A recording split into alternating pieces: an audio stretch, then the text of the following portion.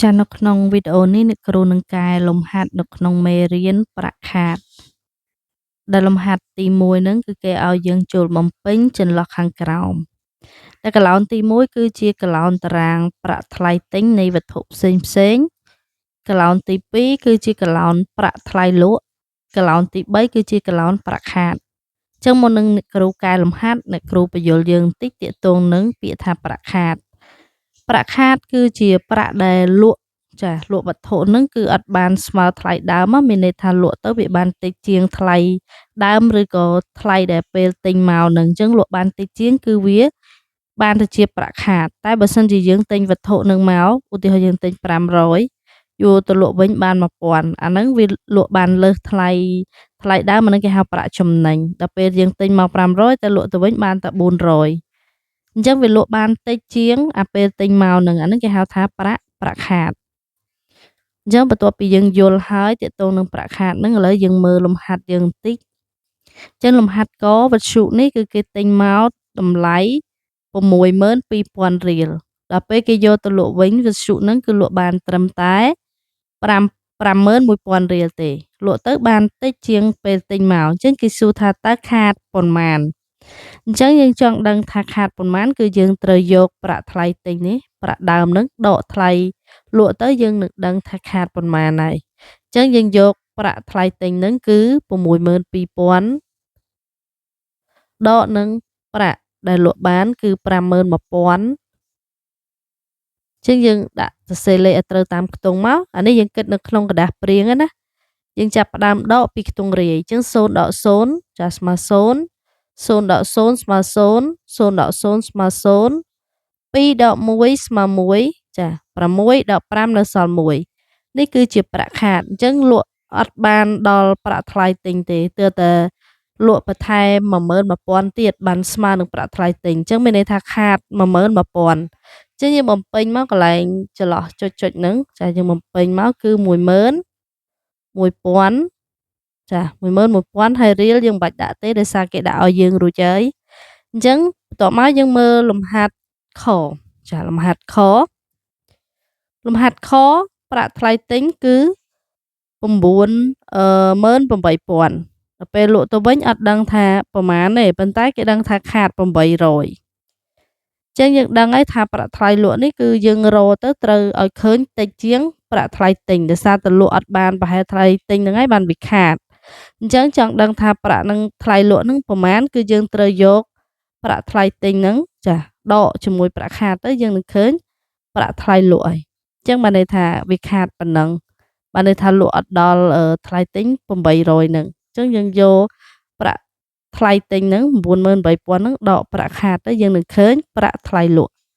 ញ្ចឹងយើងគិតចាលេខហ្នឹងនៅលើក្រដាសព្រៀងអញ្ចឹងយើងយក98000ដែលជាប្រាក់ថ្លៃទិញហ្នឹងដកប្រាក់ខាត800ធ្វើម៉េចយើងសរសេរឲ្យត្រូវតាមខ្ទង់មកណាបានយើងដកត្រូវអញ្ចឹងយើងចាប់ផ្ដើមដកមក0ដក0ស្មើ0 0ដក0ទៀតស្មើ0 0ដក8អត់បានទេដោយសារ0តូចជាងអញ្ចឹង0នឹងត្រូវខ្ចីពីលេខ8ខាងមុខនេះជា0នេះឡើងទៅជា10 8នេះនៅសល់7អញ្ចឹង10ដក8នៅសល់2 7អត់មានអីដកតម្លាក់ចុះចា9អត់មានអីដកតម្លាក់ចុះអញ្ចឹងនេះគឺជាប្រាក់លក់ចាឃើញថាលក់បានតែ97200ទេនេះលក់បាន97200អញ្ចឹងគឺលក់អត់បានថ្លៃទិញទេលក់បានតិចជាងអញ្ចឹងគឺខាត800អញ្ចឹងពេលយើងធ្វើចម្លើយយើងត្រូវផ្ទៀងផ្ទាត់អញ្ចឹងយើងដឹងថាប្រាក់ខាតគឺជាប្រាក់ដែលលក់នឹងគឺអត់បានថ្លៃដើមវាខ្វះបន្ថែមប៉ុណ្្នឹងទៀតបានប្រាក់ថ្លៃទិញនឹងឬក៏ប្រាក់ដើមនឹងអញ្ចឹងបន្ទាប់មកយើងធ្វើលំហាត់លេខ2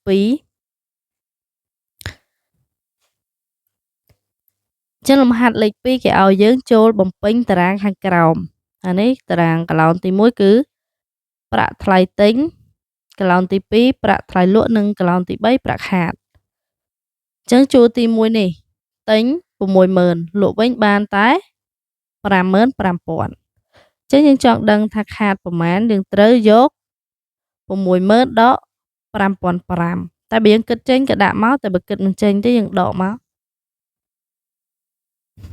ចឹងយើងធ្វើនៅលើក្រដាសព្រាងយើងយក60000ដក5000 55000មកចឹងដើម្បីដកលេខយើងសេឲ្យត្រូវតាមខ្ទង់រួចចាប់ផ្ដើមដកពីខ្ទង់រាយចាចឹង0ដក0សល់0 0ដក0សល់0 0ដក0សល់0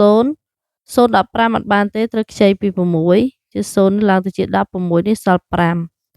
ជិះ10ដក5នៅសល់5 5ដក5សល់0ចឹងគឺខាត5000ចានេះយើងធ្វើនៅលើក្រដាសព្រាងណាចឹងយើងបំពេញមកគឺខាត5000រៀលអានឹងសម្រាប់ជួរទី1នឹងលំហាត់ទី1នឹងបន្ទាប់មកទៀតយើងមើលជួរទី2លំហាត់ទី2ទិញមក95100លក់ទៅវិញបានតែ85700រៀលទេអញ្ចឹងសួរថាតើខាតប្រមាណអញ្ចឹងចង់ដឹងខាតប្រមាណយើងយកប្រាក់ថ្លៃទិញដកប្រាក់ថ្លៃលក់មកយើងយក95100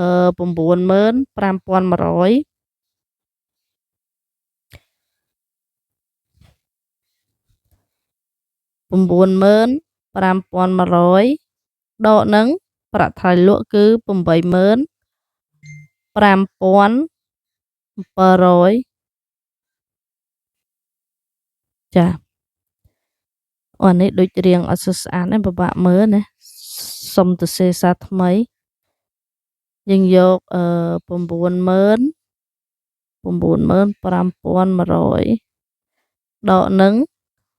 85700ចឹងយើងចាប់ផ្ដើមដកពីខ្ទង់រាយទៅ0ដក0សល់0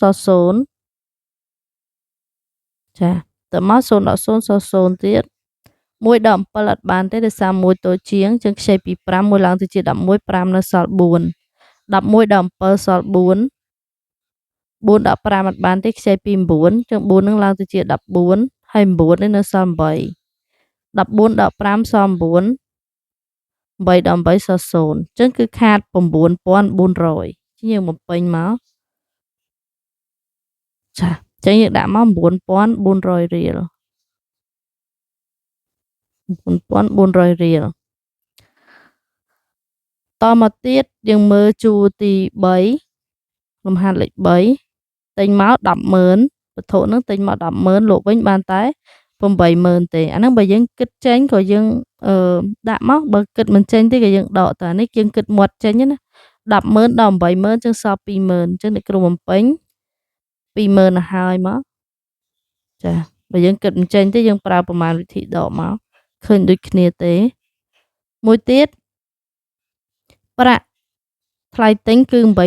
87300ហើយគេអត់ប្រាប់ថាលក់ប្រមាណទេតែគេប្រាប់ថាខាត1500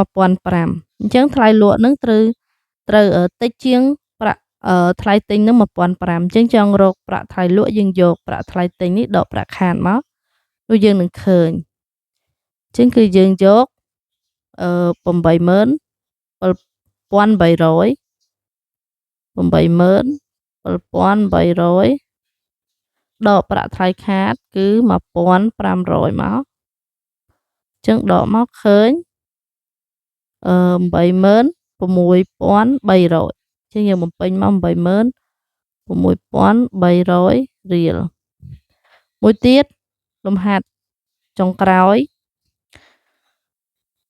គេឲ្យយើងរកប្រាក់ថ្លៃទិញវិញហើយគេប្រាប់ប្រាក់ថ្លៃលក់ហើយនឹងប្រាក់ខាតអញ្ចឹងដើម្បីរកប្រាក់ថ្លៃទិញត្រូវយកប្រាក់ដែលយើងលក់នឹងបូកថ្លៃខាតអញ្ចឹងយើងនឹងឃើញប្រាក់ថ្លៃទិញហើយដោយសារតែប្រាក់ថ្លៃលក់នឹងគឺខ្វះ12000នឹងទៀតបានស្មើនឹងប្រាក់ថ្លៃទិញយើងដឹងហើយថាយើងលក់ទៅខាតអញ្ចឹងតើតែបូកនឹងអាខាតនឹងបានស្មើនឹងប្រាក់ថ្លៃទិញវិញអញ្ចឹងយើងយក56000បូកនឹង12000មកចឹងដើម្បីបុកលេខយើងត្រូវសរសេរចំនួនឲ្យត្រូវតាមខ្ទង់រួចបុកលេខតាមខ្ទង់ដោយចាប់ផ្ដើមពីខ្ទង់រាយ0បូក0ស្មើ0 0បូក0ស្មើ0 6បូក2ចា6 6 + 2 ស្មើ 8 យើងសៀលលេខ 8 នេះអានេះដូចដាក់ខុសខ្ទង់អានេះដាក់រៀងខុសខ្ទង់បូកអត់ត្រូវ អានេះត្រូវ 0 + 2 វិញខ្ទង់ 100 មិញអ្នកគ្រូច្រឡំណា 0 + 2 2 6 + 0 6 សំខាន់ដាក់សរសេរឲ្យត្រូវតាមខ្ទង់តែរៀងខុសខ្ទង់យើងបូកអត់ត្រូវទេអញ្ចឹង5 + 1 6អញ្ចឹងប្រាក់ចាប្រាក់ថ្លៃទិញគឺ 6,200 រៀលចឹងនេះយើងមើលតលេខនេះក៏យើងដឹងណាខ្ទង់1,000ថែមខ្ទង់1,000នេះ 66,200 រៀលអញ្ចឹងត្រូវណាជាងយើងដាក់មក 66,200 រៀលហើយកន្លែងដែលយើងគិតនេះគឺយើងគិតនៅក្នុងกระดาษព្រៀងណាអត់ទៅសេនៅក្នុងចម្លើយទេគ្រាន់ថាអ្នកគ្រូទៅសេដើម្បីចាបញ្យល់យើងតែពេលយើងធ្វើលំហាត់គឺយើងគិតនៅក្នុងกระดาษព្រៀងទេអញ្ចឹងតកតងទៅនឹងចម្លើយចានៅក្នុងមេរៀនប្រាក់ខាតក្នុងលំហាត់លេខ1និងលំហាត់លេខ2ចាក៏មានប៉ុណ្ណឹងចាសូមអរគុណច្រើននិងសូមជម្រាបលា